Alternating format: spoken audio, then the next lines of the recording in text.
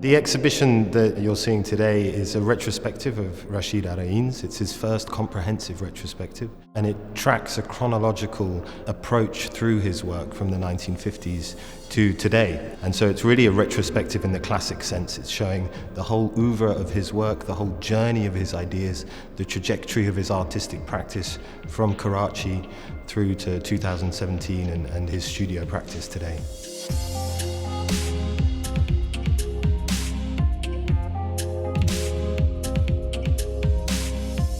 The way that we've structured the exhibition is in 5 chapters, which really nominate 5 periods or stages of Rasheed's work.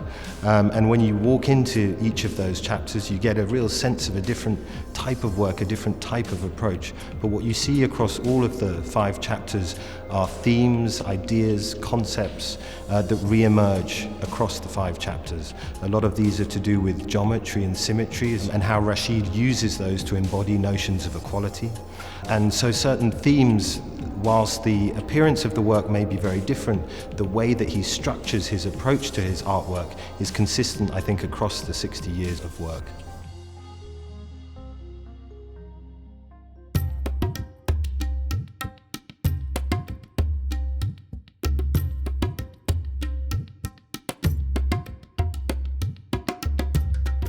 I think Rasheed's study is very important, both the fact that he studies as an engineer, but also the fact that he didn't have a formal training as an artist. You definitely see his engineering background. One thing I would like people to come across through my work, that my work is not the work of a genius, but an ordinary person. Through my work, I hope they're inspired to do their own work creatively. So we're in the first room of Rasheed's retrospective. This is called In the Beginning. This is work that he produced while still in Karachi. He began as a painter, painting landscapes, portraits, and then very soon moved into thinking about work not as representing the harbours of Karachi, but as an abstract practice based on the imagination. So this series, Boats Towards Abstraction, is a very important moment in that flip between representation and abstraction.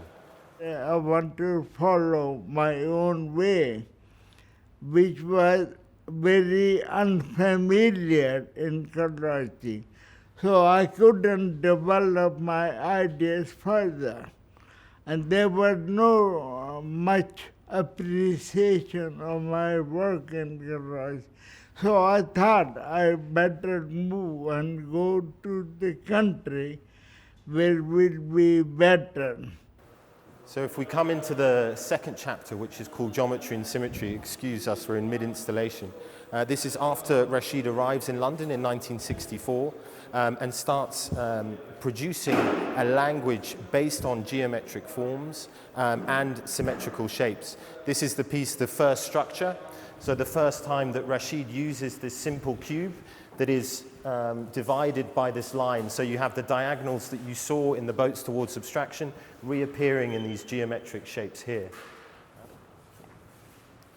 I believe geometric thinking symmetrically can lead to emancipation of humanity from the present system, and they can reorganize themselves geometrically and symmetrically. So we're coming into the third and final room of the Geometry and Symmetry chapter, and this is a moment where Rasheed starts exposing his work to both human interaction and the natural elements like water.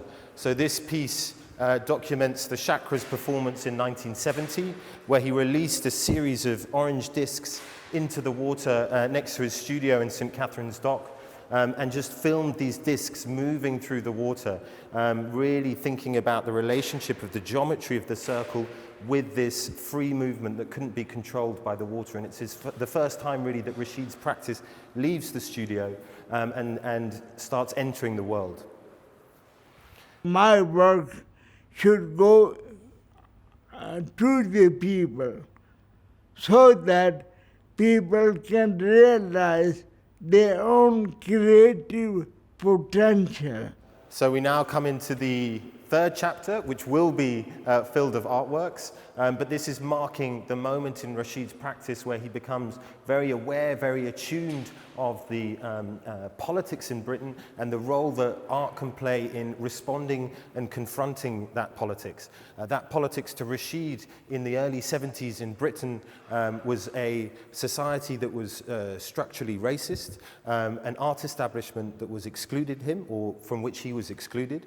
And you also see in this moment in Rasheed's work that Rasheed himself becomes the subject of the work. His face, his body, his representation emerges in the work, and you see that most explicitly in this piece, Burning Ties, where he begins standing behind these series of neckties and sets them alight.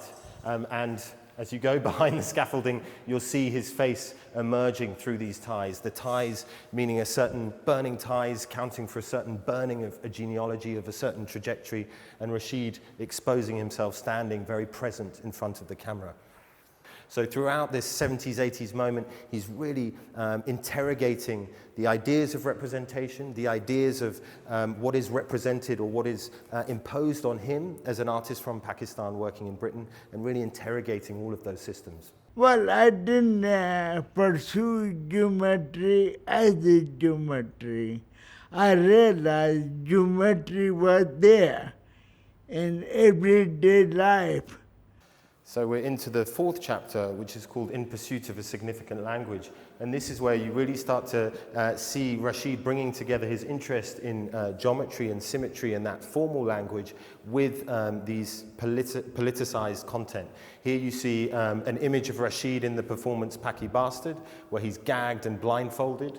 Intersecting these images are his lattice structures. And here you have these images of these two virile goats. So he's very much playing with the image or the representation of people, of artists from outside the West, these sexualized, aggressive beings.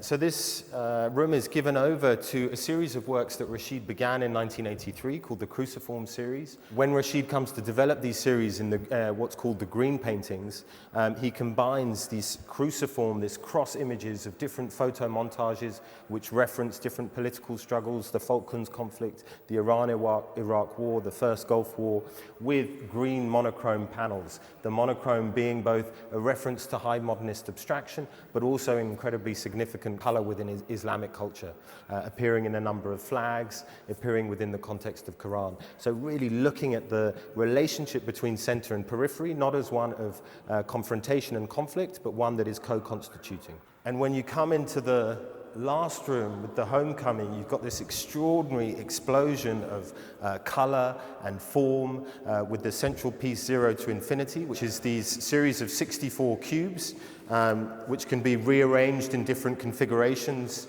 by the visitors of the museum. So really Rasheed inviting us to think about the endless possibilities that we can create ourselves in quite a literal way with these series of new works. So a really vibrant room to end the exhibition and to show how Rasheed's ideas, still at the age of 82, are evolving, are exploding, and I think there's many more things to come.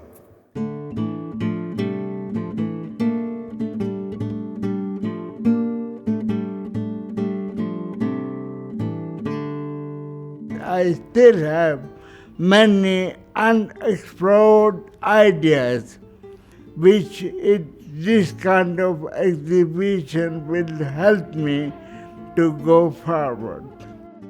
I think it's beautiful. It is the first time all my work have been put together, and I'm very excited. I'm thankful to the one Abbemuseum.